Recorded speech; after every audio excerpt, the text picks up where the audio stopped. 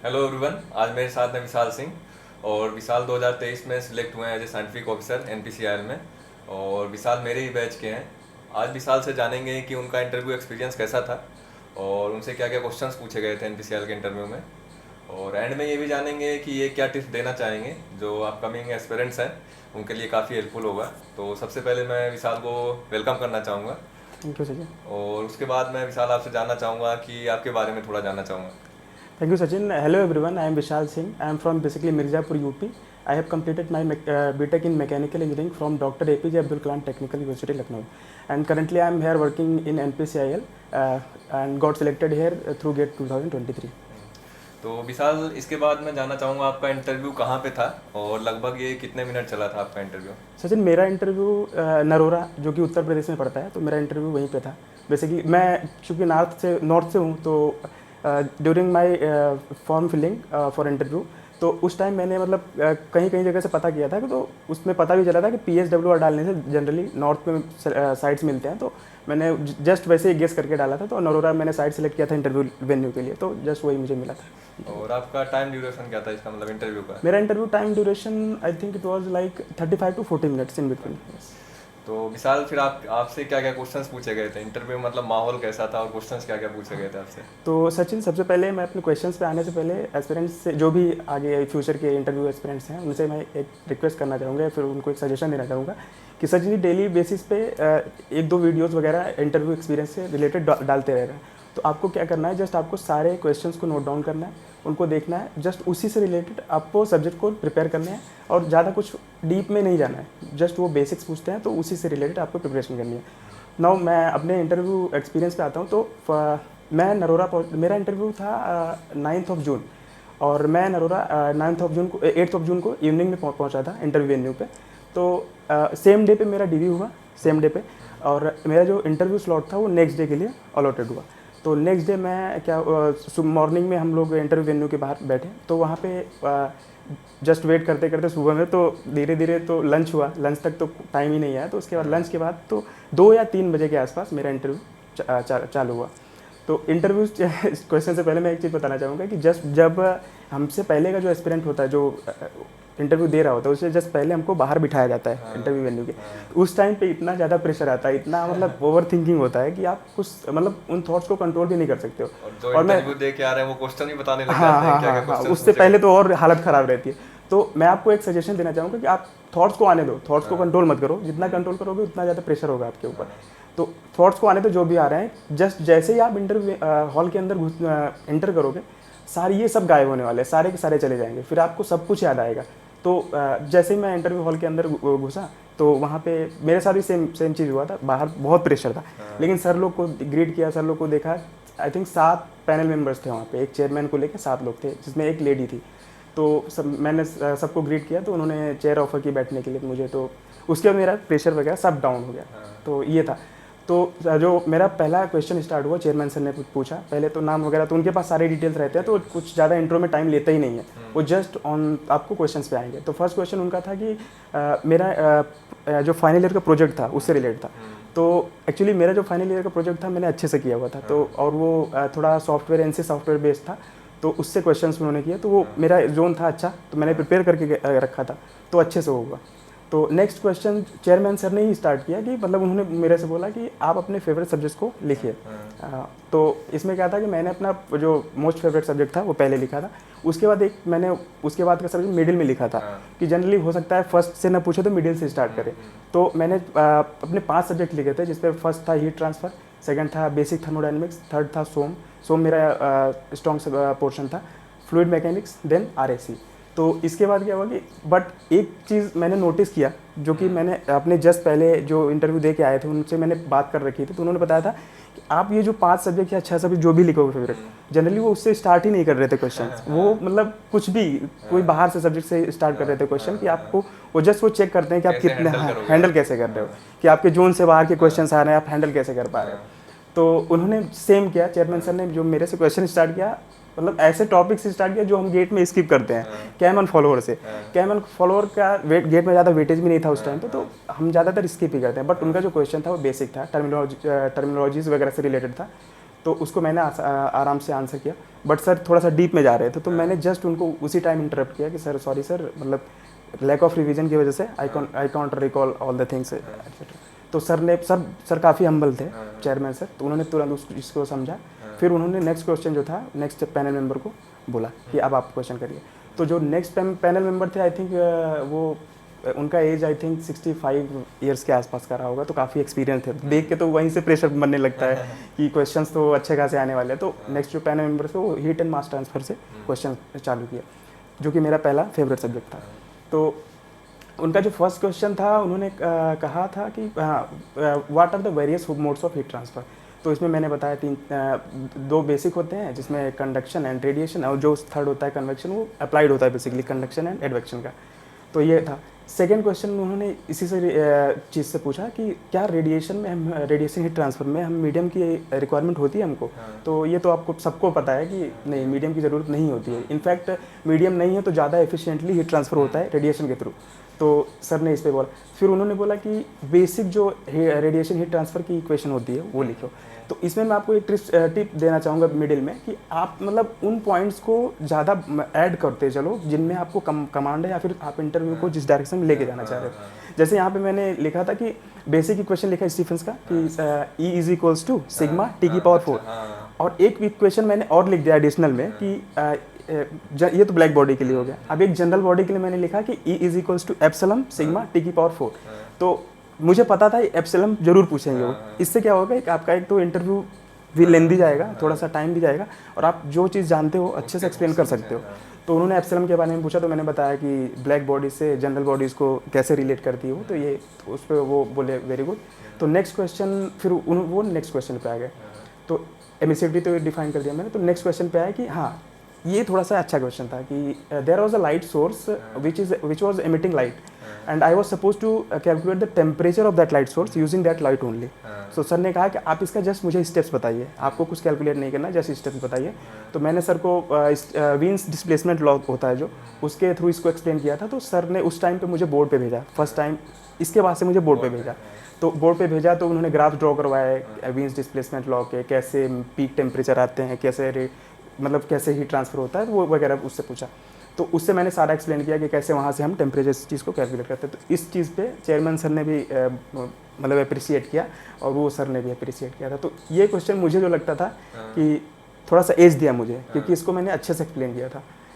और next question हाँ, तो इसके बाद जस्ट क्या हुआ कि जो चेयरमैन सर थे वो फिर से क्वेश्चन पूछने लगे सर से इंटरप्ट करके। तो एक क्वेश्चन उन्होंने पूछा कि आप कैसे कह सकते हो कि ब्लैक होल जो होता है वो ब्लैक बॉडी है। तो मैं जस्ट सोचने लगा थोड़ा सा इस चीज़ पे, थोड़ा सा। तो तुरंत आपको आंसर नहीं करना है, अगर आपको आंसर पता भी है तो थोड़ा सा सोचना है, एटलीस्ट थोड़ा सा 5 सेकंड 10 सेकंड का पॉज लीजिए, सोचिए। इससे थोड़ा भी डाउट है तो सोच लेना है, हाँ, ये नहीं झट से बोल दिए। हाँ, इससे एक चीज़ और होता है कि पॉजिटिव इफेक्ट क्रिएट होता है, पॉजिटिव इमेज बनता है। तो मैंने थोड़ा सोचा, तो मैं सर से बोला कि सर एक्चुअली क्या होता है, जो ब्लैक होल है वो सब कुछ एब्जॉर्ब कर लेता है। इनफैक्ट सन का लाइट जो होता है वो भी नहीं बचता उससे। तो इसके थ्रू हम बोल सकते हैं कि ये ब्लैक बॉडी है। तो बट सर इससे मतलब उतने ज़्यादा कन्विंस नहीं थे। तो एक एग्जांपल मैंने और दिया था सर को कि सर जैसे हम ब्लैक बॉडी, एक बहुत बड़ा कंटेनर है, ठीक है, उसमें एक छोटा सा होल है। तो अगर उस कंटेनर में लाइट जा रही है तो उस स्मॉल होल से निकलने की प्रोबेबिलिटी बहुत कम है। तो उसको हम एज ए ब्लैक बॉडी मतलब ट्रीट कर सकते हैं।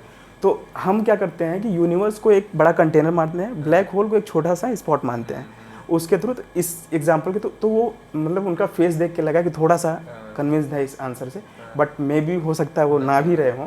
तो अप्रोच से उनको हाँ, अप्रोच से अच्छा लगा हो। तो इसके बाद उन्होंने नेक्स्ट पैनल मेंबर को इनवाइट किया क्वेश्चन आस्क करने के लिए।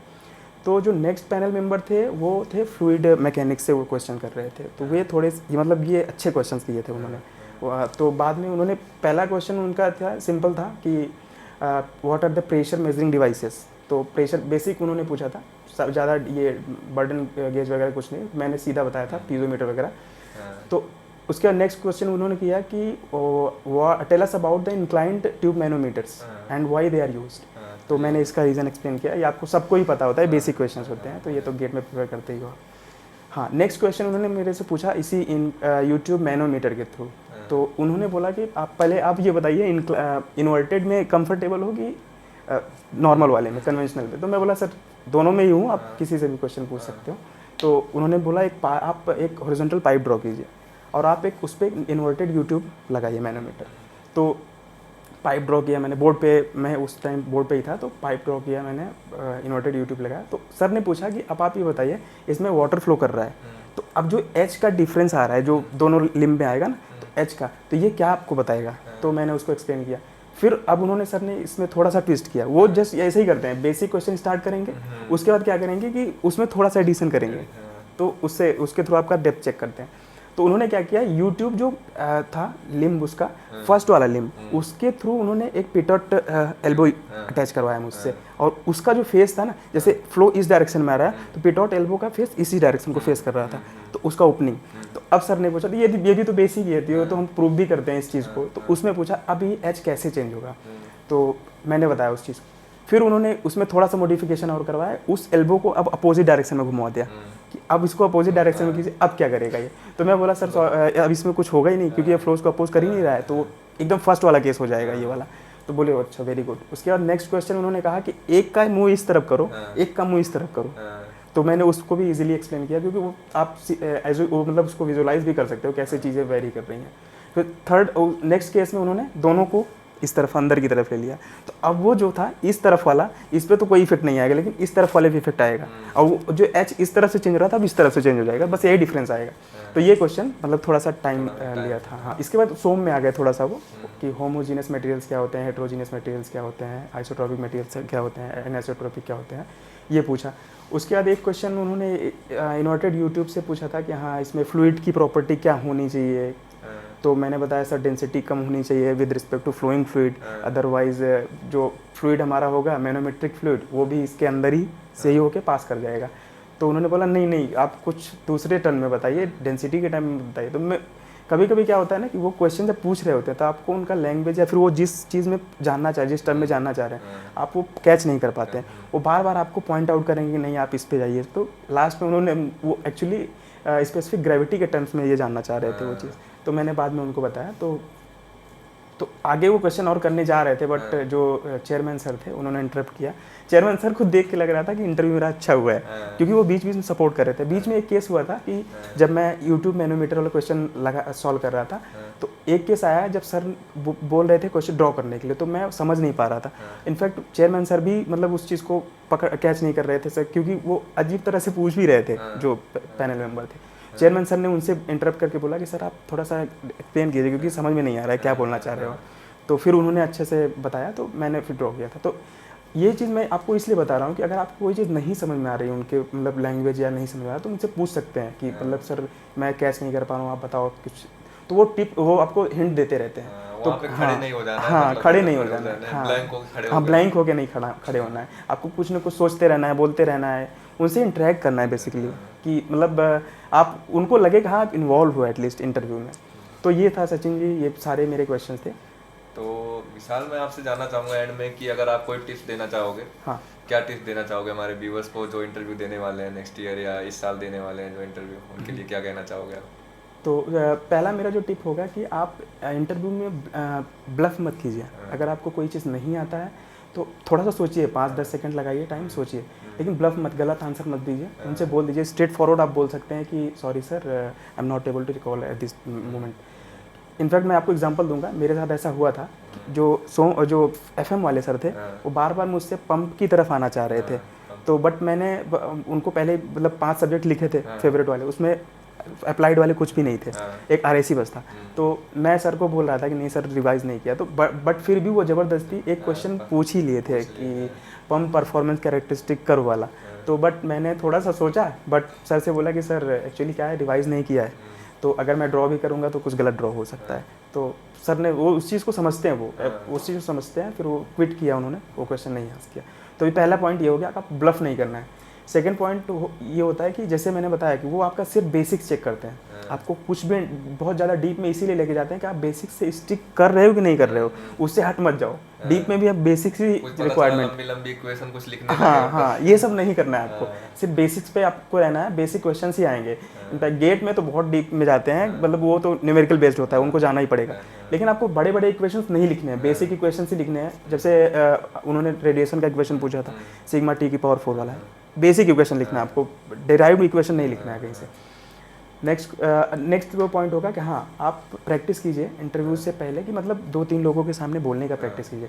नहीं है आपके साथ 2-3 लोग तो आप बेसिकली फ़ोन का कैमरा रिकॉर्ड मोड ऑन कर लीजिए, आप उसके सामने बोलिए, प्रैक्टिस कीजिए, बोलने की प्रैक्टिस कीजिए। फिर आपको वही रिकॉर्डिंग देखिएगा, आपको इससे गलतियाँ कहाँ पे हो रही हैं, तो आप उसको मॉडिफाई हो सकता है आंसर पता हो लेकिन बोलने की प्रैक्टिस हाँ मेन बात नहीं पा रहा हाँ, ये एडिशनल प्रेशर दे देता है, बर्डन मेन इसका ही आता है, आंसर आ ही नहीं रहा है कि क्या बोले मुंह से आ ही नहीं रहा है। और फोर्थ पॉइंट मैंने जो वहाँ पे नोटिस किया था कि वो आपसे चेक करते हैं एनपीसीआईएल में जनरली, एनपीसीआईएल में आप चेक करते हैं कि आप कितने काम हो, कि जब वो क्वेश्चन पूछे जा रहे हैं जो आपके रेंज के नहीं है। जैसे मैंने बताया था कि पहला क्वेश्चन ही मेरा कैम एंड फॉलोअर से स्टार्ट हुआ था।